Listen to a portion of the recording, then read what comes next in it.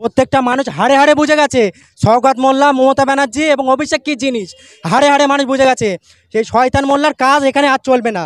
মানুষ প্রত্যেকটা হাড়ে হাড়ে বুঝে গেছে কোথায় দিলে চুপচাপ খামে চাপ, এইটাই মানুষ বুঝে গেছে। তৃণমূল করেই থাকে তাহলে মানুষের প্রতি এত আস্থা ভরসা হারাচ্ছে কেন ওরা? মানুষের উপরে জোর জুলুম অত্যাচার করছে কেন ওরা? ওদেরকে জিজ্ঞেস করুন তো। ওদেরকে একটা কথা বলুন যে প্রশাসনকে সরিয়ে দিয়ে মানুষকে তার গণতন্ত্রের অধিকার বুঝে নিতে দাও। তুমি বলছো অঞ্চল কেন, তুমি একটা বুথ জিতে দেখাও, তাহলে বলবো শওকত মোল্লা তুমি তোমার নেতৃত্বে তোমাকে ভালোবাসে। মানুষ ভালোবাসে, এখন অন্যায়ের বিরুদ্ধে লড়াই করছে। মানুষ চায় গণতন্ত্র প্রক্রিয়া, তার নিজের ভোট নিজে দেবে। আপনারা তো সন্দেহ হলে বলবেন যে কালকে তোমার ভোটটা দিতে যাবে না। মানুষ তার ভোটটা দেবে, এবারে আর মানুষ কথা শুনবে না। মানুষ বুঝে গেছে যে এদের বিরুদ্ধে আমাদের ভোট দিতে হবে। এদের বিরুদ্ধে যদি ভোট না দিই এরা লুটেরা রাজ চলতে লুট করতে থাকবে। শিক্ষা চোর, গরু চোর, কি বলে কয়লা চোর, বালি চোর, খাদ্য চোর, সবই তো চোর। দেখতেই তো পাচ্ছেন শিক্ষার মেরুদণ্ড নেই, রাজ্যের পুরো অর্থনীতি ভেঙে ফেলে দিয়েছে, কোনো ইন্ডাস্ট্রি নেই, কোনো কলকারখানা নেই। তারপরে বেকার যুবকদের কোনো কর্মসংস্থান নেই, বেকারত্ব বেড়ে যাচ্ছে, জিনিসপত্রের দাম বাড়ছে। কোনোদিন কি বলেছেন মমতা ব্যানার্জি? নওশাদ সিদ্দিকের যে ব্রেন শক্তি, যে রাজনীতি শক্তি, যার যে পড়ুয়া শক্তি, একটা মূর্খ ছেলে শওকত মোল্লা, তার কথা শুনে মানুষ নাচানাচি করছে। কারণ একটা শিক্ষিত ছেলে কত জলের মাছ, কত গভীরের মাছ সেইটা জানছে না বলে এই কথাগুলো শওকত মোল্লা বলে বেড়াচ্ছে। এটা কিছু বলার নেই। তারা বলছেন এই ভাঙড়কে শান্তির ভাঙড় তৈরি করব, কিন্তু আমরা দেখেছি 2021 বিধানসভা নির্বাচনের সময় এবং 2023 পঞ্চায়েত নির্বাচনের সময় এই ভাঙড়ে অশান্তি হয়েছে, এই ভাঙড়ে বোমাবাজি হয়েছে, এই ভাঙড়ে মানুষের রক্ত ঝরেছে, জীবন গেছে। আজকে শওকত মোল্লা বলছে যে ভাঙড়ে তারা 50,000 ভোটে লিড দেবে। দেখেন, রাজনীতিতে কন্টেস্ট করছে, সবারই আশা থাকে, কিন্তু আমরা গণতন্ত্রের উপরে বিশ্বাসী, মানুষের উপরে আশা ভরসা রেখে আমরা মানুষের জনপ্রতিনিধি করার জন্য আমরা কন্টেস্ট করছি। ভাঙড়ের মানুষ যদি নির্বিঘ্নে ভোট দিতে পারে সে চেষ্টা শওকত মোল্লারাও করুক, আমরাও করি। মানুষ যাদের পক্ষে ভোট দেবে তারাই জিতবে। শওকত মোল্লা যদি স্টেজে দাঁড়িয়ে 50,000 ভোটে জিতবো বললে হবে না। আমরা দেখেছি শওকত মোল্লা সাহেবরা স্টেজে দাঁড়িয়ে বলে মানুষ উন্নয়নের সাথে আছে, মমতা বন্দ্যোপাধ্যায়ের সাথে আছে। আর আমরা দেখেছি ওই শওকত মোল্লার দলের মানুষরা ভোটের আগের দিন রাত্রিরে এবং ভোটের দিনে মানুষের ভোট দিতে দেয় না। এই গণতন্ত্র হরণকারীদের কথা আর বাংলার মানুষ নিচ্ছে না। মানুষকে আমরা বলবো নিজেদের ইচ্ছা শক্তিকে জাগিয়ে বাংলাকে সুস্থ স্বাভাবিক জায়গায় নিয়ে যাওয়ার জন্য নিজের অধিকার, ভোট একটা প্রক্রিয়া যার মাধ্যমে ভারতবর্ষের নিয়ন্ত্রণ হবে, সেই ভোট প্রক্রিয়ায় অংশগ্রহণ করার জন্য দাবি করব। বলছে যে প্রতিটি অঞ্চল থেকে তারা জিতবে, যে বলছে 2021 বিধানসভায় এই ভাঙড়ের মানুষকে ভুল বুঝিয়ে, নওশাদ সিদ্দিকীরা ভুল বুঝিয়ে ধর্মের সুশ্রী দিয়ে জিতেছে।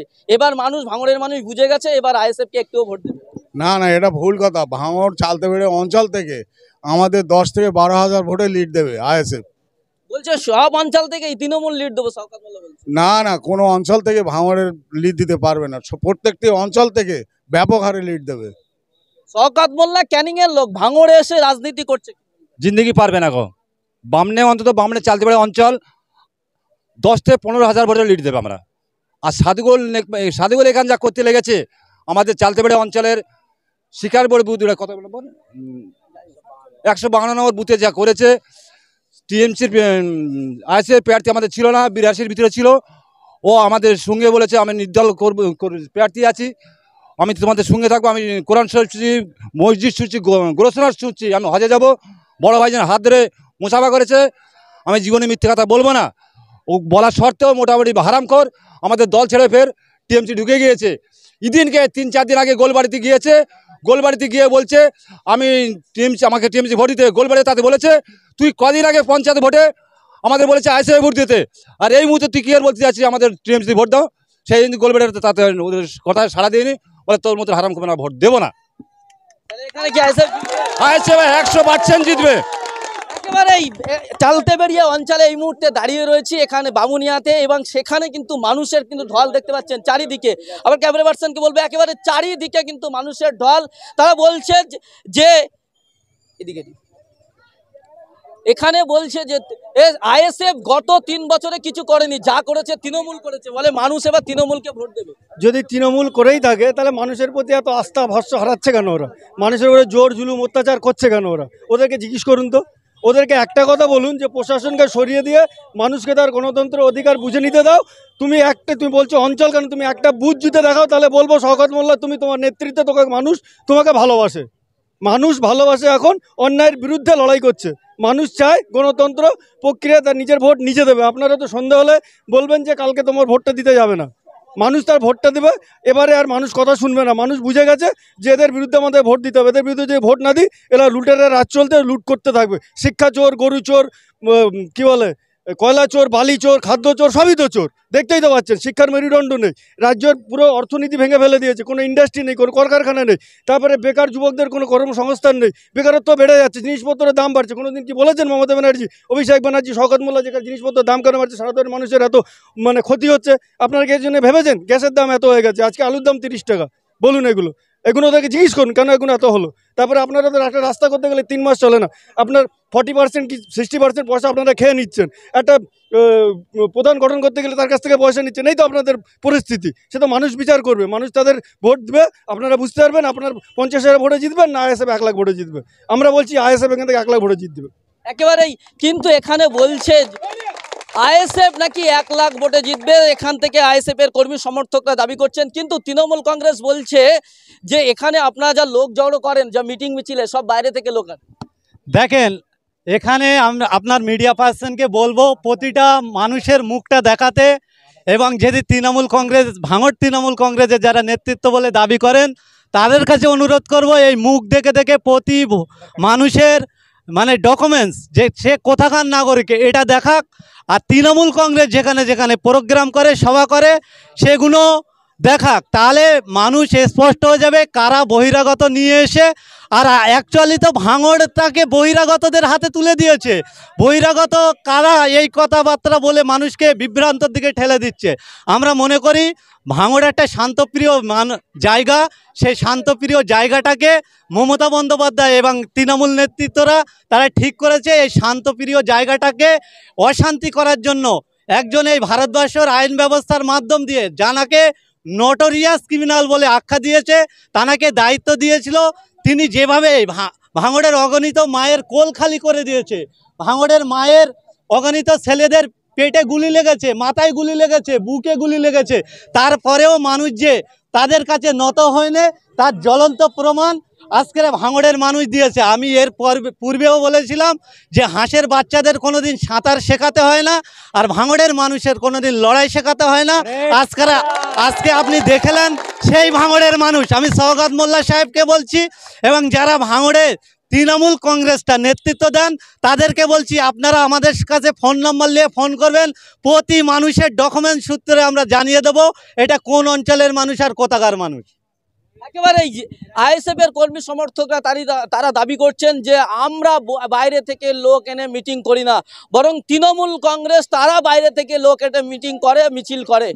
এই মুহূর্তে আমার সঙ্গে রয়েছেন আইএসএফ এর আরেক নেতা, আপনার সঙ্গে কথা বলবো। যে শওকত মোল্লা বলছেন যে নওশাদ সিদ্দিকী জঙ্গি, এলাকায় বাচ্চা ছেলেদেরকে ব্রেন ওয়াশ করে মানুষের মধ্যে অশান্তি তৈরি করছে, সন্ত্রাস সৃষ্টি করছে। বিষয়টি হচ্ছে এই নওশাদ সিদ্দিকী যদি জঙ্গি হয় তাহলে ও নটোরিয়াস যে ক্রিমিনাল কথাটা যে টোটাল ভারতবর্ষের সমস্ত জায়গায় হয়ে গেছে, সেটা ও না বলে ও আমাদের পীরজাদা নওশাদ সিদ্দিকী অর্থাৎ ভাঙড় একমাত্র বিধায়ক যে লড়াকু নেতৃত্ব দিচ্ছে। আজকে 17টি কেন্দ্রে, লোকসভা কেন্দ্রে তিনি যেভাবে ছুটে চলেছে, কিন্তু তার সাবজেক্টটা নিয়ে আর এই শওকত মোল্লার সাবজেক্টটা নিয়ে আসলে এখানে কোনো টালি করা যাবে না। যেহেতু নওশাদ সিদ্দিকের যে ব্রেন শক্তি, যে রাজনীতি শক্তি, যার যে পড়ুয়া শক্তি, একটা মূর্খ ছেলে শওকত মোল্লা, তার কথা শুনে মানুষ নাচানাচি করছে। কারণ একটা শিক্ষিত ছেলে কত জলের মাছ, কত গভীরের মাছ সেইটা জানছে না বলে এই কথাগুলো শওকত মোল্লা বলে বেড়াচ্ছে। এটা কিছু বলার নেই, শওকত মোল্লাকে বলে আর কিছু হবেও না। এই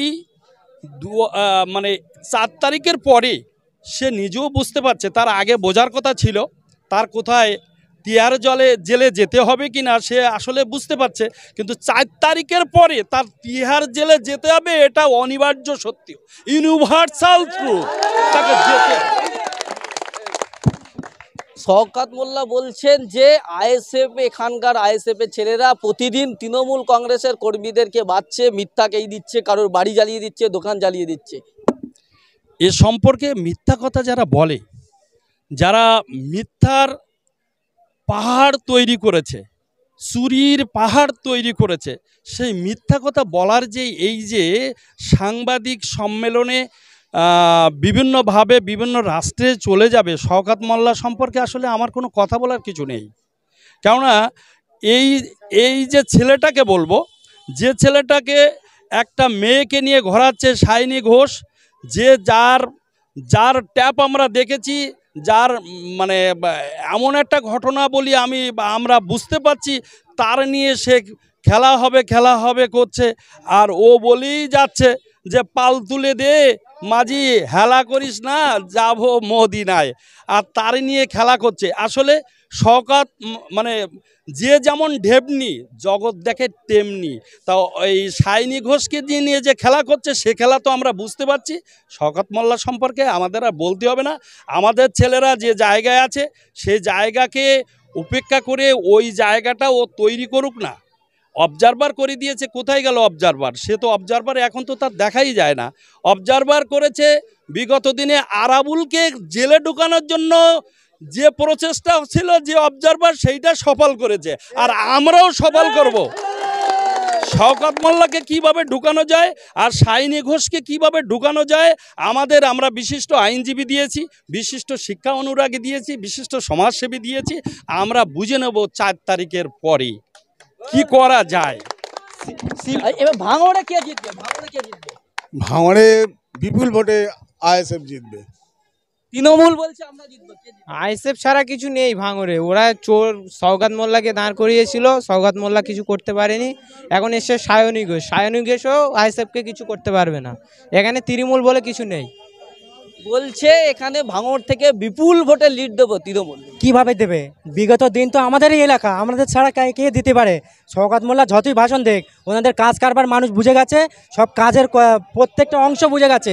কেননা অভিষেক যখন বলেছিল যে কেউ যদি প্রার্থী না ঘোষণা করতে পারে আমাকে বলবে, সেই তো আমরা তো দিতেই পারিনি। আমাদের পুরো 82টা ভোট তো তারা বেকার হয়ে গেছে, পুরো একদম ঝুলে আছে। কিন্তু সেই ফোন করার পরে, এত কিছু করার পরে সবে দেখতে পাচ্ছে, কিন্তু কোনো কাজ করছে না। তাহলে ওদেরকে কেন চাবে মানুষ? প্রত্যেকটা মানুষ হাড়ে হাড়ে বুঝে গেছে শওকত মোল্লা, মমতা ব্যানার্জি এবং অভিষেক কী জিনিস। হাড়ে হাড়ে মানুষ বুঝে গেছে সেই শয়তান মোল্লার কাজ এখানে আর চলবে না। মানুষ প্রত্যেকটা হাড়ে হাড়ে বুঝে গেছে, কোথায় দিলে চুপচাপ খামে চাপ, এইটাই মানুষ বুঝে গেছে। প্রত্যেকটা মা বোনের বাড়ি বাড়ি যাচ্ছে, আমরা বলতেছে তোমরা নিশ্চিন্তায় থাকো, ভোট আমরা কোথায় দিতে হয় ঠিক দিয়ে দেবো। কেন আমাদের ওপর অত্যাচার আসতেছে, হুমকি দিচ্ছে, কেউ যদি না জয়েন করে তাদের বাড়িকে হুমকি দিচ্ছে, রাত্রিরে বোম দিয়ে দিচ্ছে, পিস্তল দিয়ে দিচ্ছে, কেউ পুলিশে তুলে নিয়ে যাচ্ছে। তোর আইসেফের জয় আছে, টিএমসিতে যোগ করতে হবে, না করলে তোর এইসবগুলো করবো। কেন এইসবগুলো কেন করছে? কেন ওপরের নেতৃত্বরা দেখতে পাচ্ছে না? বারবার দেখতে পাচ্ছে যে ভাঙড়ে অশান্তি হচ্ছে। কেন বারবার অশান্তির পরেও মমতা ব্যানার্জি দেখো সেখানে অশান্তি করার জন্য আরও বেশি টিএমসির মাল ঢুকিয়ে দিচ্ছে। বাইরের থেকে বহিরাগত এনে ভাঙড়ে যে যা অত্যাচার করেছে পঞ্চায়েত ভোটে, প্রত্যেকটা মা বোন জেনে গেছে যে কি করেছে। মানুষের মিডিয়ায় তো দেখেছে যে কোথা থেকে গাড়ি নিয়ে এসছে, কোথা থেকে মোশন বাহিনী নিয়ে এসছে, প্রত্যেকটা জায়গায় এই কাজগুলো করেছে। প্রত্যেকটা মানুষ বাচ্চা জেনে গেছে যে টিএমসিদের কি অবস্থা। ওরা যতই বলুক ওদের তেলে পাঁপড় ভাসছে না, এটাই জেনে রেখে দাও। একেবারে আমরা এই মুহূর্তে কথা বলছিলাম চালতেবেড়িয়া অঞ্চলের বামুনিয়াতে। সেখানে কিন্তু এখানেই আইএসএফ এর প্রার্থী অ্যাডভোকেট নূর আলম আসবেন এবং তার জন্যই অপেক্ষা করছেন হাজার হাজার মানুষ। এবং এই অঞ্চলে তিনি প্রচার করবেন, মানুষের বাড়ি বাড়ি যাবেন ভোট প্রচারে। তার আগেই আমরা আইএসএফ এর কর্মী সমর্থকদের সঙ্গে কথা বলছিলাম। তারা মানসিকভাবে প্রস্তুত রয়েছে। তারা বলছেন জোর কদমে, তারা বলছেন যে ভাঙড় থেকে তারা লিড দেবেন এবং তৃণমূলের এখানে অস্তিত্ব খুঁজে পাওয়া যাবে না বলেই তারা দাবি করছেন। ক্যামেরায় কারিমুল্লাহর সঙ্গে শাকিরুল ইসলামের রিপোর্ট, জিআই।